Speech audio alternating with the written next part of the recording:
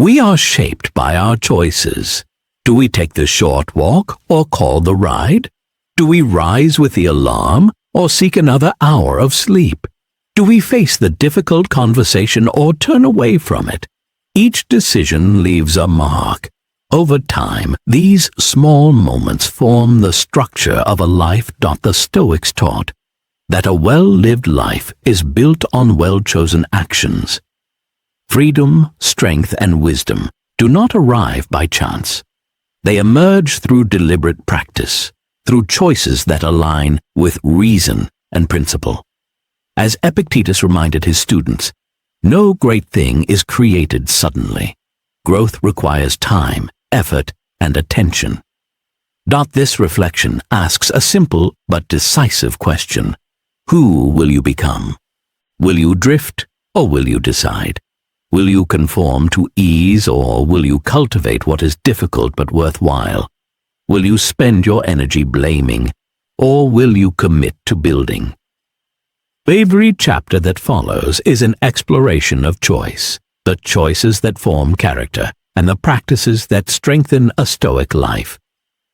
Chapter 1. The Foundation of Choice.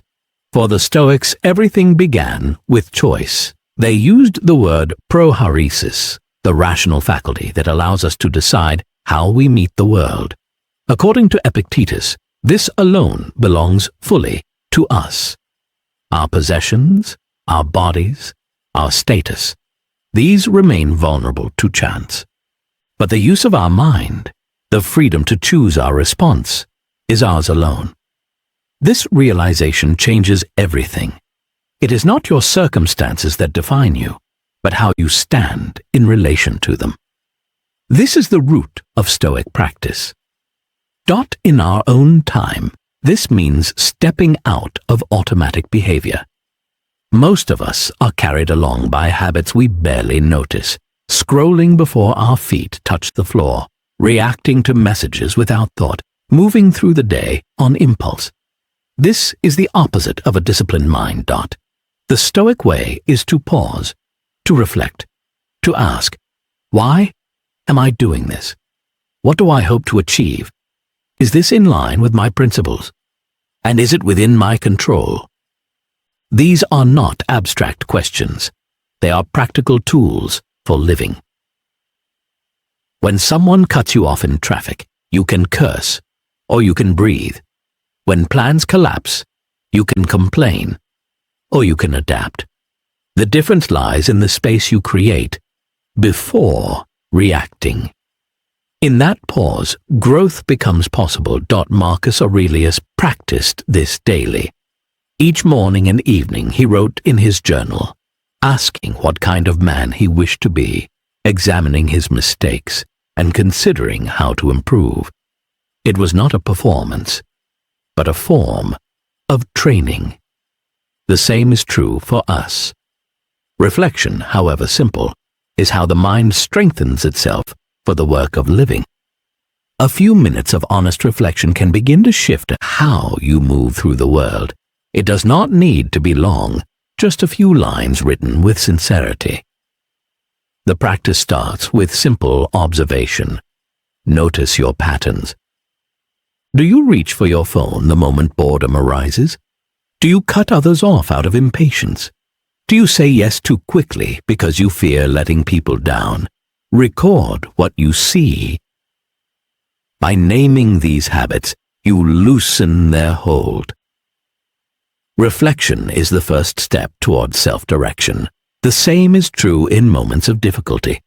When plans collapse, do you look for someone to blame, or do you focus on what can be done next? When you face criticism, do you react with defense, or do you pause to learn? Each response is a choice. Each choice either strengthens or weakens the person you are becoming. For the Stoics, life was a series of tests. Each decision a chance to practice courage, patience, justice, or temperance. This is not about perfection. It is about awareness. By noticing your behavior and choosing even small improvements, you begin shaping character. Slowly, Life becomes the product of conscious decisions rather than unchecked impulse. You stop being carried by habit and begin to guide yourself. When the foundation of choice is clear, you live with greater reason. You take responsibility for what you do. You no longer hand your moods or outcomes over to circumstance. You create a space between what happens and how you respond. That space is where virtue takes root.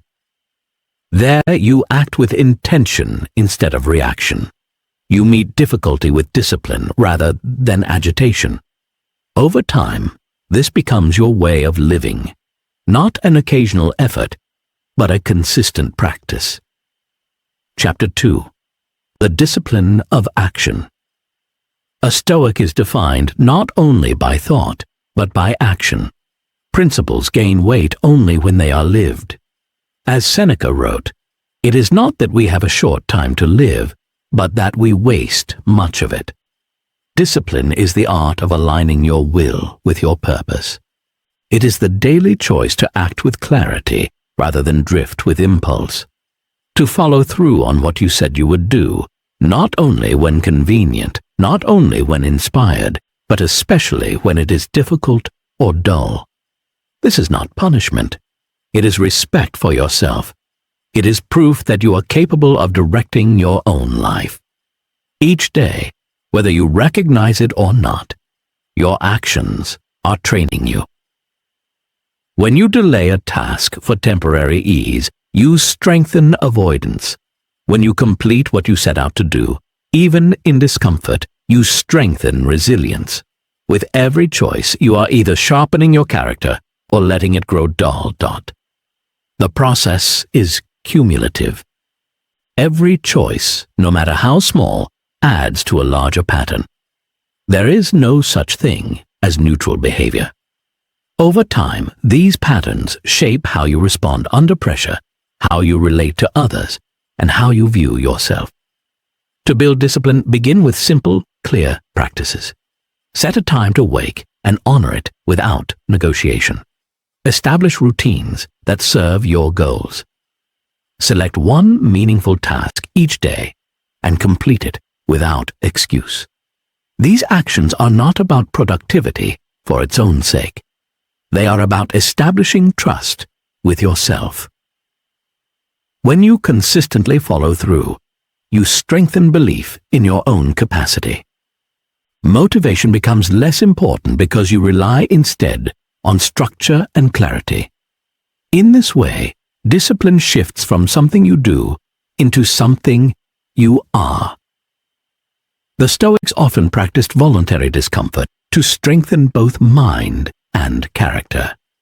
This might mean skipping a meal to reflect on hunger, waking early even when you wish to sleep, walking when you could take transport, or taking cold showers to train endurance. These practices are not about deprivation. They are about perception. By choosing small difficulties willingly, you build resilience. You learn to meet discomfort without shrinking back. You loosen your dependence on ease. You begin to see that peace does not require luxury and progress does not depend on favorable conditions. Each exercise strengthens the will. You realize that feelings need not dictate actions. You can be tired and still rise. You can feel discomfort and remain steady. You can want to stop and still continue. These are the lessons of voluntary hardship, lessons that prepare you for the inevitable trials of daily life. Discipline is also the bridge between values and action. If you believe in courage, it must appear in your choices. If you believe in honesty, it must be present in your speech, even when it costs you. Without discipline, values remain untested. With discipline, they take form through lived behavior. To live by Stoic principles is to bring intention into alignment with conduct. It is to act according to reason, not temporary moods. It is to set a standard that endures across changing circumstances. Discipline, then, is not a phase or a tool you return to when convenient. It is a posture toward life. It is the habit of placing effort before ease, responsibility before comfort, and clarity before confusion. It is the steady ground on which character stands. When you walk this path with intention, repetition takes on a different meaning. It is not monotony, it is refinement. Each return to practice shapes you a little more. Each repetition strengthens the will, just as steady training strengthens the body. In time, you begin to take ownership not only of your actions, but of the person those actions are forming. Through steady effort, the body and mind learn to move with purpose rather than impulse. You begin to act from reason rather than reflex. You practice doing the right thing quietly, even in small matters, especially when no one else is watching. Over time, these choices compound. What begins as effort becomes identity. You are not simply completing tasks. You are building a consistent way of being. You move from bursts of motivation to sustained commitment, from scattered habits to a way of life, from fleeting effort to lasting direction. And in that direction, you discover a deeper form of freedom. Not freedom from effort, but freedom through it. Discipline no longer comes from the outside. It becomes part of you. Each decision reinforces the kind of person you have resolved to be. Chapter 3. The Mirror of Reality. The Stoics taught that philosophy is not escape, but confrontation. It is not meant to shield us from life, but to prepare us to meet it directly. Growth begins when we stop avoiding and start observing. To live well, we must see life as it is, not as we hope, fear, or assume it to be. Seneca warned that we suffer more in imagination than in reality. Most of our pain does not come from events themselves, but from the stories we create about them. Something happens, and the mind begins to spin, layering assumptions, judgments, and predictions until the weight of imagination exceeds the reality itself. The Stoic practice is to separate event from judgment, to see things simply as they are. If someone criticizes you, the event is only that words were spoken. The feeling of being attacked or diminished, that is interpretation, shaped by ego, memory, or insecurity. The Stoics called these impressions automatic responses that appear quickly and often distort the truth. When we mistake impressions for fact, we surrender clarity. Instead, we must pause, hold the thought at the gate, and ask, is this true, or is this just my judgment? Like a guard examining those who seek to enter, we must examine our interpretations before allowing them to settle in the mind. This practice, cognitive separation, was central to Epictetus's teaching.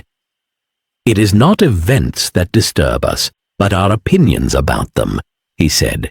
Remove the opinion and much of the suffering fades with it. The mirror of reality sharpens us. It asks us to face not what is comfortable, but what is real.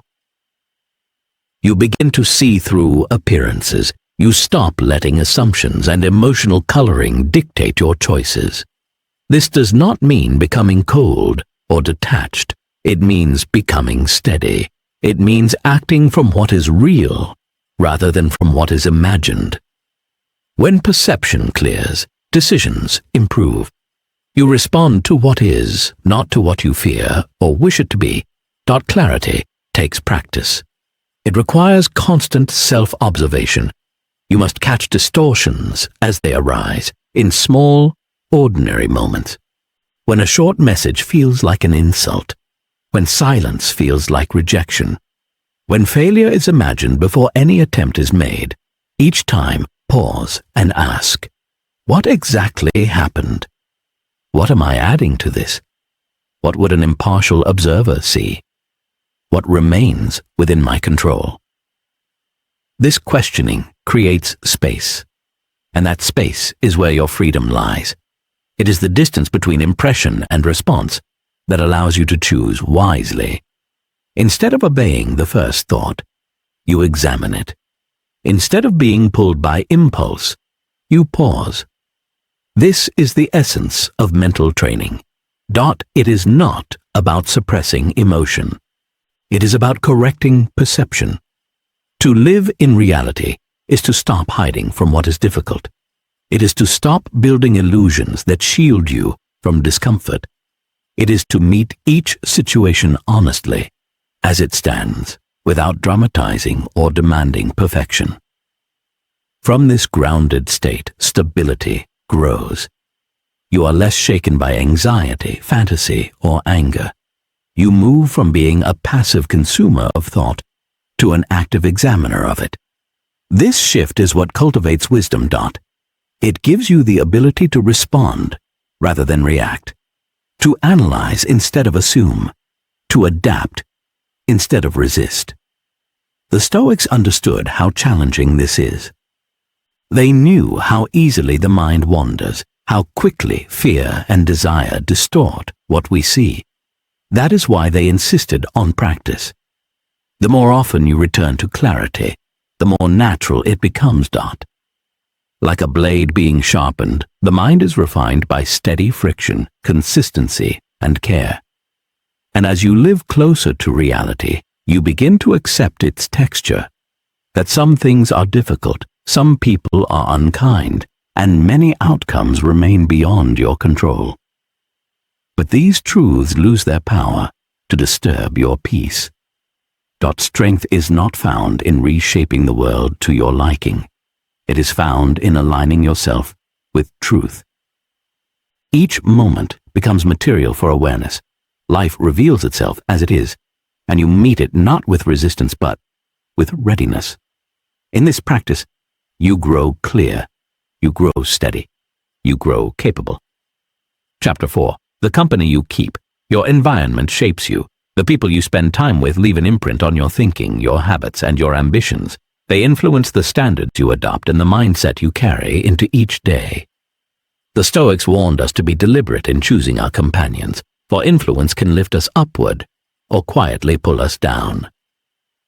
Epictetus advised, keep company only with those who uplift you, whose presence calls forth your best. This is not about ranking others as better or worse. It is about recognizing the subtle but powerful effect that proximity has on direction. You are shaped by what you encounter repeatedly. The people around you set the tone for what feels normal, acceptable, or admirable. If you spend your time in circles of gossip, your words may grow careless. Even if you remain silent, the tone seeps in. If you are surrounded by laziness, your standards may slowly soften until mediocrity feels sufficient. If you spend time among those who strive, their presence alone encourages you to rise, not through force, but through example. The standards of your environment either strengthen or weaken your own. That is why it is necessary to curate influences carefully, not only in your personal relationships, but in your professional world and in your digital life. Who do you spend time with? Whose voices fill your attention? What ideas do you invite into your mind each day? Influence is not limited to people. It includes the content you consume, the routines you follow, and the atmosphere you inhabit. Everything you allow in becomes part of your inner framework. What you consume quietly shapes what you become. Over time, repeated exposure leaves a lasting mark. If your environment is filled with blame, complaint, and avoidance, you will begin to mirror those patterns, even if only in small ways. If your environment reflects honesty, discipline, and clarity, you are more likely to embody those same traits. Influence is cumulative. By the time its effects are obvious, your standards may already be set. Seek out those who live with intention, those who are fair, thoughtful, steady, and kind. Spend time with people who challenge you without hostility, who encourage you by their example rather than by pressure. Avoid those who thrive on conflict or who remain trapped in cycles of negativity. Choose companions whose presence strengthens your clarity and direction. T. But company is not only external, it is also internal. The thoughts you entertain most often become your constant companions. They shape how you see yourself and how you move through the world. Ask yourself, are my thoughts supportive or destructive? Are they scattered or focused? Do they reflect my values, or do they echo old fears and doubts? The dialogue within shapes your posture toward life just as much as the voices around you. Managing your inner company is no less important than choosing your outer one. Both require care, and both determine the kind of person you become. It begins with noticing when your mind drifts toward judgment, anxiety, or despair. The task is not to deny those thoughts, but to redirect them with awareness. The Stoics practiced this daily, questioning impressions, testing them against reason, and replacing what was destructive with what was useful. You too must shape both your inner and outer environment to support the life you are building. Keep reminders around you of the person you are becoming. Maintain a space that is clean, simple, and purposeful. Reduce exposure to noise and distraction. Choose guides, whether in person, through books or recordings, whose lives reflect integrity and discipline. Let their example, even from a distance, help guide your own direction. Over time, this intentional way of living creates momentum. Your thoughts become clearer. You feel less drawn into drama. Your choices grow steadier. You begin to carry the quiet strength that comes from being supported by the right influences, both within and around you. And you recognize that your life is not an accident. It is the sum of what you allow into your mind and your world. Chapter 5. The Practice of Endurance. Endurance requires structure. When life is hard, simplify. Return to your habits. Keep your space in order. Care for your body. Spend time in silence. These are not distractions. They are anchors.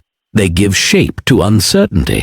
They steady you when the world feels unstable. Even simple rituals, making your bed, preparing a meal with care, walking at the same hour each day, remind you that you still have command over how you show up. They root you in the present. They reduce mental noise and bring rhythm.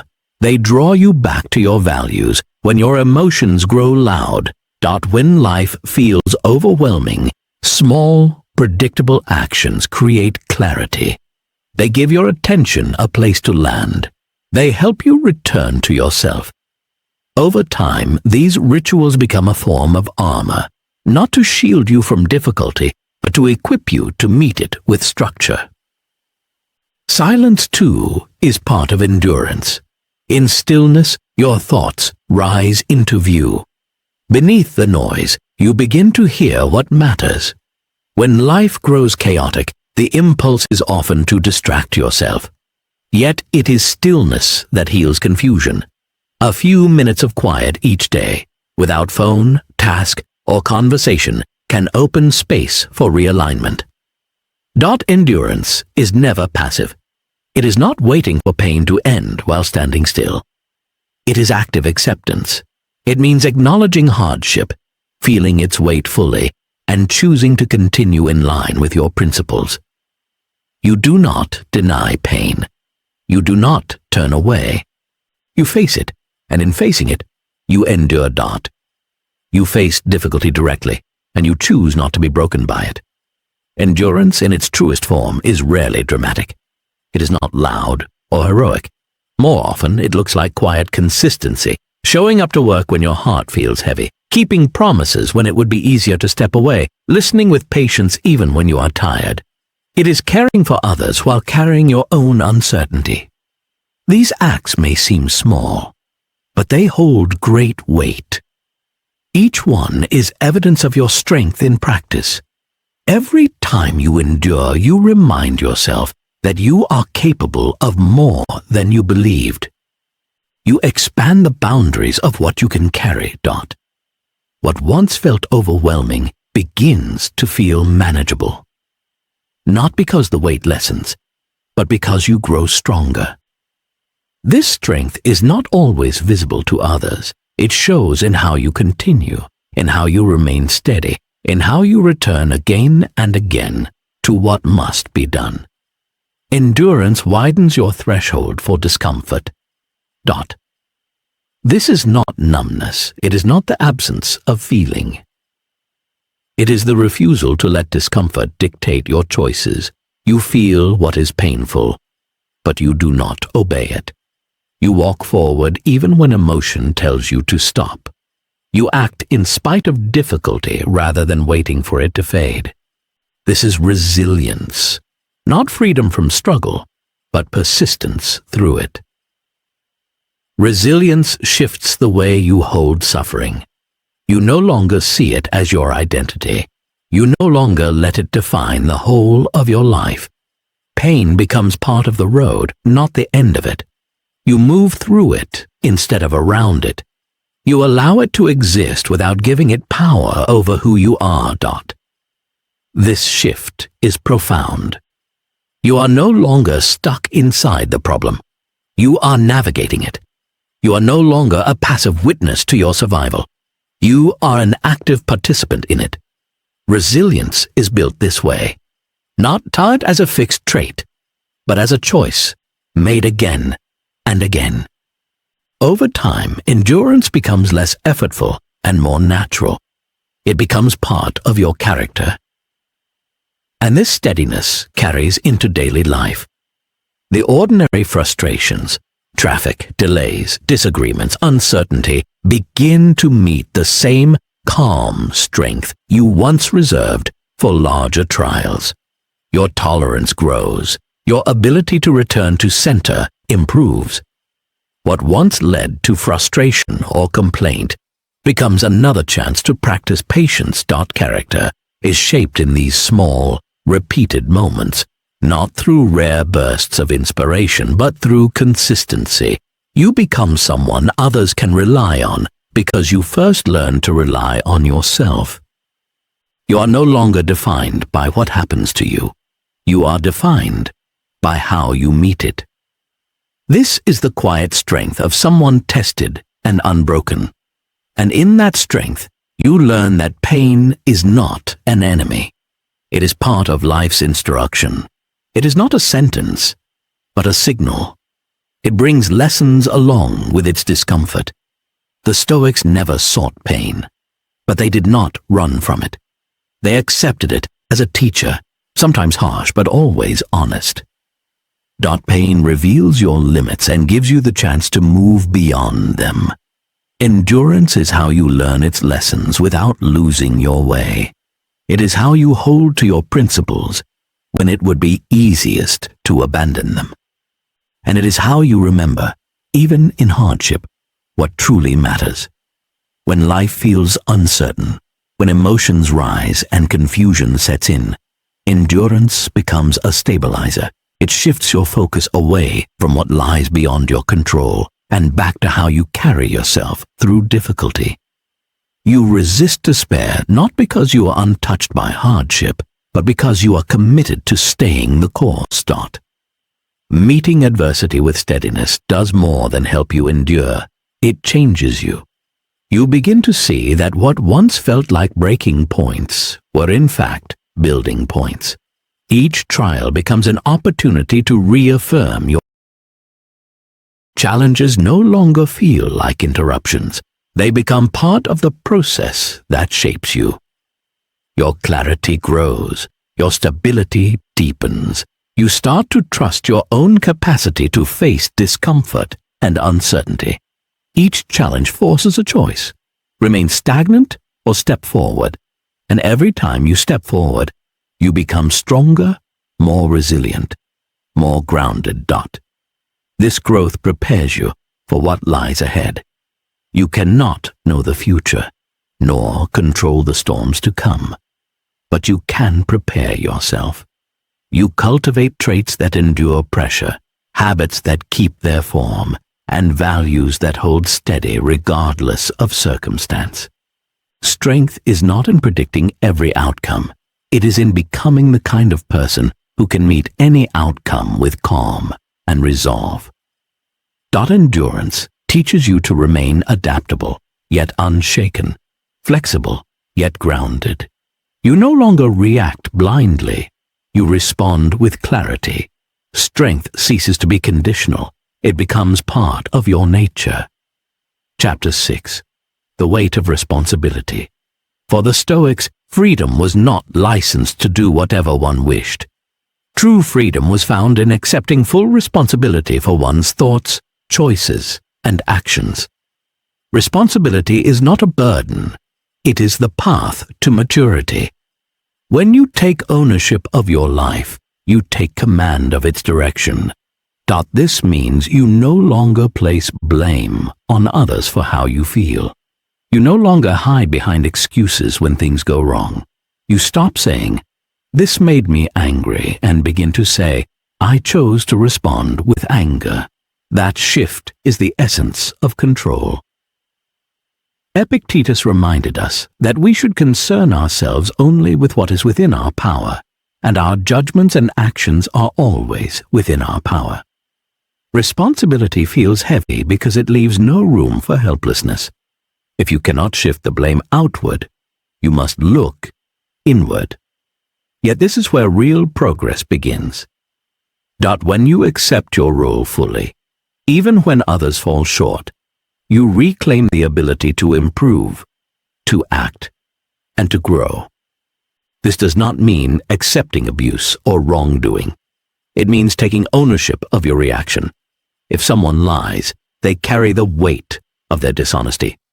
But how you respond is yours to decide. Do you retaliate?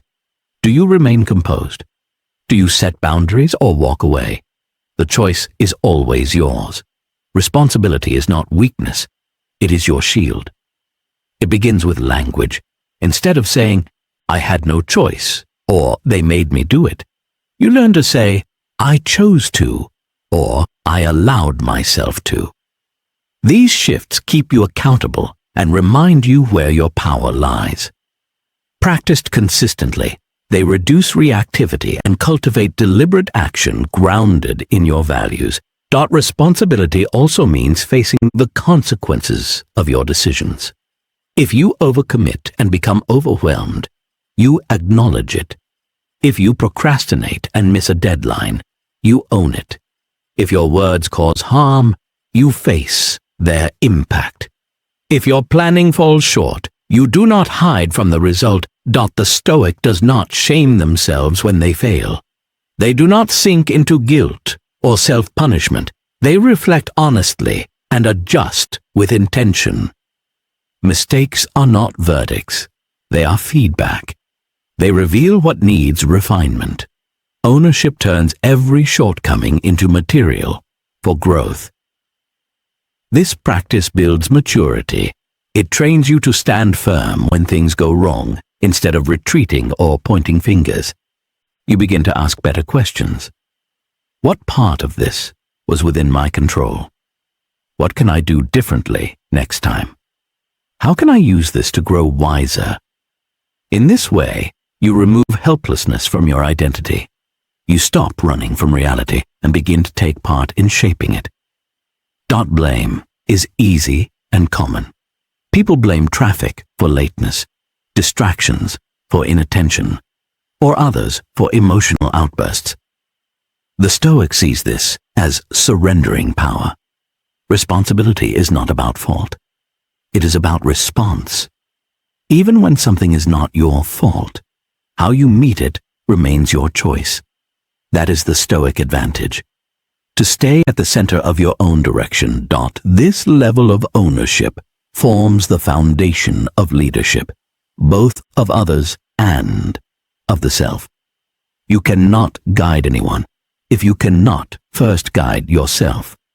When you take full responsibility for your time, your energy, your attitude, and your reactions, you become trustworthy. Others rely on you because you are steady within your own standards. You show consistency in a world of excuses. You become reliable not through promises, but through action. Responsibility transforms you into someone who does not wait to be pushed. You act without needing constant oversight or ideal conditions. You live your values not for recognition, but because they are yours. That is real power, the kind rooted in integrity, not appearance. This strength is available to anyone, but it must be cultivated. It does not arrive all at once, nor does it grow through passive observation. It is built through daily practice, choosing ownership even in quiet moments, even when no one is watching, even when there is no immediate reward. True strength comes from the discipline of reviewing your decisions, both wise and unwise, and learning from them without denial or excuse. It comes from noticing when you have strayed from your path and correcting yourself deliberately without waiting for circumstances or others to intervene. This personal audit must happen regularly. This power also grows through resilience, not only in choosing how you act in favorable moments, but in how you recover from setbacks. Everyone faces failure. Not everyone returns stronger. The question becomes, what can I learn from this? What should I change next time? What truth has this experience revealed? Over time, this reflective habit builds quiet inner strength. You begin to see yourself as someone who adapts rather than collapses, who learns rather than blames. Accountability becomes a repeated practice, and through it, you grow dependable, not just to others, but to yourself. Motivation becomes secondary. Your character guides you. Through this steady cultivation, you become the kind of person capable of enduring and leading through anything. Your mind stays calm under pressure, your values remain firm, and your decisions reflect principle rather than impulse. Chapter 7. The courage to speak and act. Courage, to the Stoics, was not reserved for dramatic moments. It is found in the ordinary intersections of fear and duty. Speaking up when silence is easier, telling the truth when hiding would be safer, standing firm when pressure mounts. These are the true tests of courage. Seneca wrote that sometimes the bravest act is simply to remain consistent in one's principles. This courage requires preparation. Bold action is not spontaneous, it is built through consistent practice. Begin with small truths. Speak clearly. Say what you mean. When discomfort arises before a difficult conversation, use that pause to steady yourself. Ask, what is the right thing to say? What would a person of character do? Let that answer guide your response. Courage also applies to action. There will be times of doubt, when you feel exposed, uncertain, or unprepared. Moments when your ideas, work, or choices may be judged. These moments invite hesitation. They tempt you to shrink, to wait, to remain silent. The Stoics remind us, step forward anyway, not recklessly, but with integrity. Act in alignment with your values even when fear is present. Courage is not the absence of fear. It is movement in spite of it. It is choosing what is right over what is comfortable. It is the steady decision to honor your principles, even when your emotions plead for safety. This principle applies just as much to ambition. If you have a calling, a goal, a project, begin. Do not wait for certainty. Do not wait until you feel fully ready. The perfect moment rarely comes. Start where you are with what you already have. As the Stoics would say, stop waiting and start moving. Do what is in front of you. Let your work speak for your direction. You do not need guarantees before acting. You need commitment. You need the willingness to learn through doing. Even the smallest effort is more valuable than the grandest hesitation. Criticism will come. People may question your motives, your skill, your vision. Resistance will arise. You will face obstacles, delays, and doubt, both from others and from within yourself. The question remains, will fear dictate your next move, or will you act in alignment with your values? The Stoic answer is clear. Always the latter. For now, courage is not a single dramatic moment. It is a habit, formed through repeated, deliberate action. Each time you show up, even uncertain, you strengthen that habit. Each time you do what is difficult, you grow more capable. Strength accumulates over time. What once felt impossible becomes familiar. You increase your tolerance for discomfort. You expand your capacity for perseverance. To live with courage is to live without hiding. Courage does not remove risk. It does not demand that the path be safe. It asks only that you stop compromising your principles for comfort. Speak honestly, even if your voice shakes. Do the work, even if it might fail. Face discomfort because it is necessary for growth. Courage is not a heroic act. It is a practiced posture. It is readiness to be seen. It is willingness to act, even when withdrawal feels easier. The Stoic trains for this every day. Small, consistent choices accumulate over time. They choose integrity when shortcuts tempt them. They speak up in minor conflicts to prepare for greater ones. They confront small fears so that larger ones hold less power. They build tolerance for uncertainty by stepping forward without assurance, taking initiative despite the unknown. They practice saying the hard truth, not only when convenient, but when it is uncomfortable, vulnerable, or inconvenient. They learn to hold discomfort in conversation without losing clarity. They do not seek confrontation, but neither do they avoid it when it is necessary. This honesty becomes habitual. Each act of truth reinforces the practice of transparency. They engage in difficult situations not to prove themselves, but because their sense of purpose compels them to act. They become a source of steadiness for others, not through perfection, but through reliability. They cultivate a mind that meets pressure with calm observation, rather than fleeing from it. They ask, what needs to be done? What is the right action now? They do not react impulsively, and they do not crumble in uncertainty. They maintain this steadiness as a matter of training, because moments that require courage often arrive without warning. A decision appears. Speak or stay silent, act or hesitate, stand firm or retreat. There is rarely time to strategize once pressure hits. These moments often come disguised in the ordinary.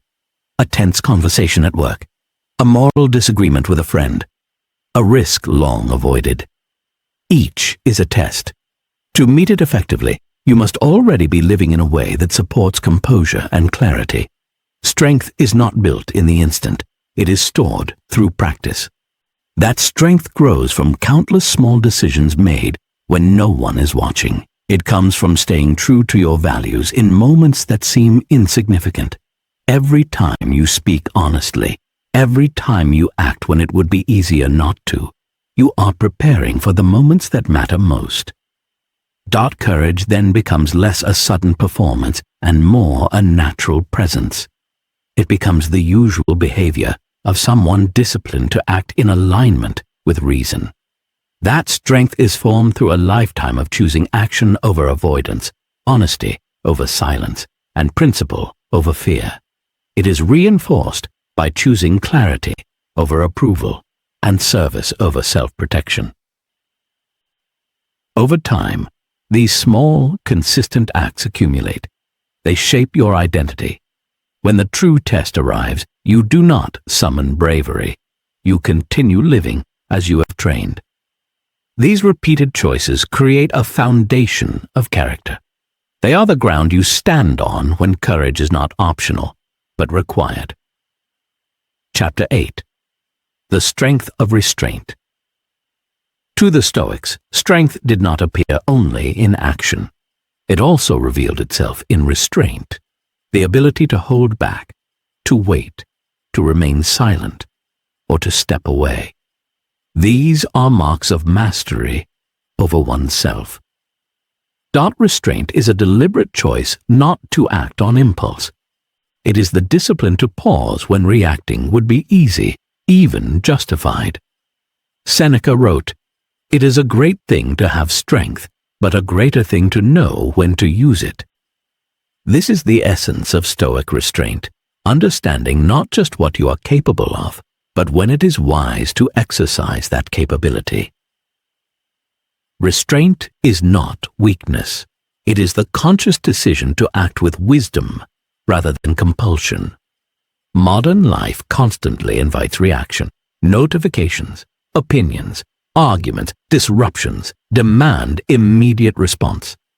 A Stoic recognizes that acting without reflection is surrender. The pause between stimulus and response is where reason has its say. In that space, restraint lives.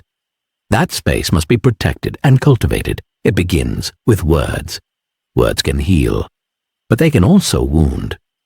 Once spoken, they cannot be recalled. In moments of anger, silence is strength. In moments of insult, patience is power.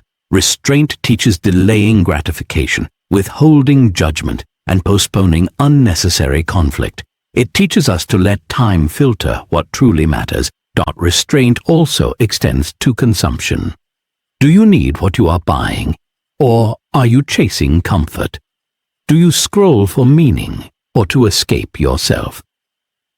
A Stoic practices restraint by discerning desire from need. They do not deny joy, but they do not allow appetite to dictate action. They question impulses and delay indulgence until reason has spoken.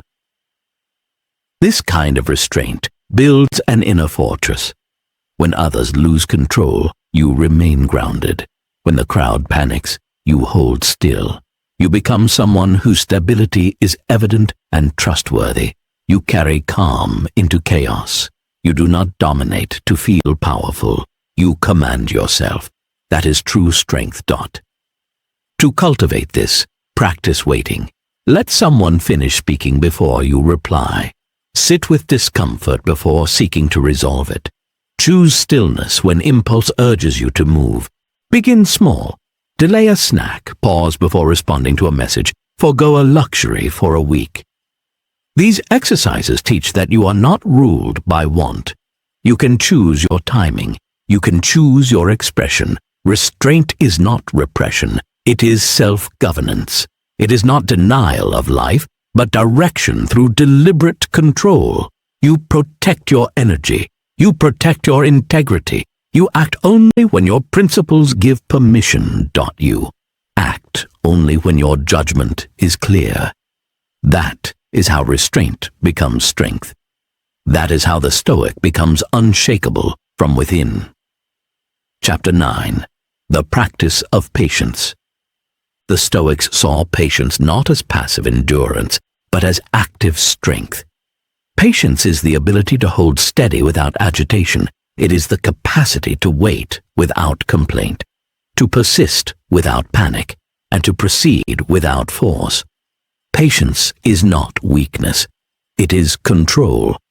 It is the discipline of allowing time and nature to unfold without imposing your will on every moment.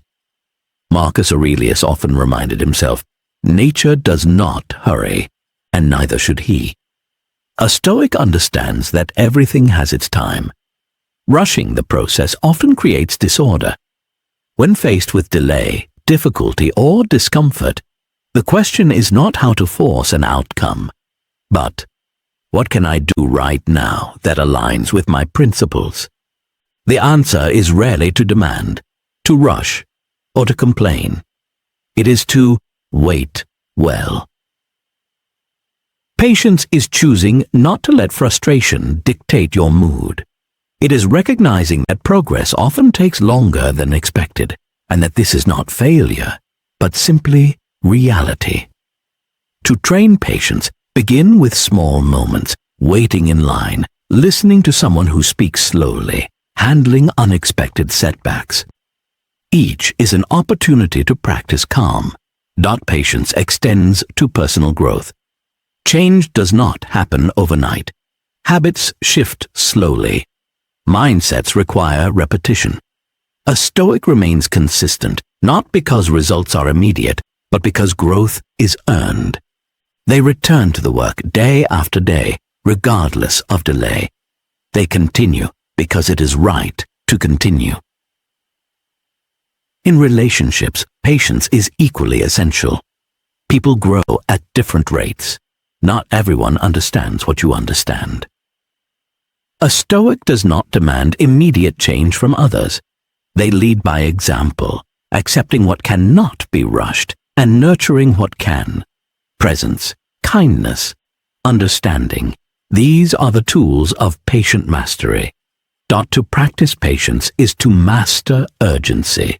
It is to hold your peace steady, regardless of speed or convenience. You move forward without force, without scrambling. You trust the rhythm of effort and time. A patient person becomes reliable. They are not quick to anger, nor easily shaken. Their decisions are guided by reason, not impulse. They endure pressure without collapse. Calm is not accidental. It is practiced. Patience, like every Stoic virtue, is cultivated. With practice, it becomes part of your being, steady, centered, untouchable by haste. Chapter 10. The Work of Becoming. To the Stoics, life was never about arriving at a final version of oneself. It was about continual formation. The work is never complete. Each day contributes to the shaping process. Every moment is material. Identity is not fixed. It is a living practice, the ongoing decision to live according to principle. Becoming is not a destination. It is a commitment. Epictetus reminded his students that the true goal of philosophy is transformation, not clever words or wide reading, but the way you live. Every choice contributes to the person you are becoming. Every day you ask and answer, "Who will I be?" The Stoics believed that each action either strengthens your character or weakens it. Life is the accumulation of these choices, shaping not only what you do, but who you are. You cannot remain the same through inaction. Every moment moves you either toward virtue or away from it. This awareness calls not for anxiety, but for attention. You observe carefully what you allow into your mind, how you spend your time, and how you speak and act. Becoming is a daily effort. It is returning to your principles when you have drifted. It is correcting course when you stray. It is apologizing when you cause harm. It is forgiving when holding on becomes a weight. You become not in grand gestures, but through the way you live hour by hour. This is the Stoic path, not perfection, but steady progress. The work of becoming requires endurance. Some seasons feel stagnant, others feel chaotic. Growth is not always visible. Sometimes it is measured by the fact that you did not quit. Sometimes it is in the patience you exercised during failure. Sometimes it is in the silence you chose instead of anger. These unseen moments are as much part of the process as the visible ones. To live with the goal of becoming is to see each day as a training ground. You test your discipline. You observe your thoughts. You build structure into your habits. You return to your journal. You reflect on your direction. You make space for stillness. This is not rigidity. It is devotion. It is the way you keep your inner life clear and your outer life steady. A Stoic knows that character is not inherited, it is built, and building can always continue. No matter how many times you have fallen short, the next moment remains open. Who you were yesterday matters less than who you choose to be now. The future is not promised, but the present is here. This moment is yours. The choice is yours, and who you will be is still within your hands.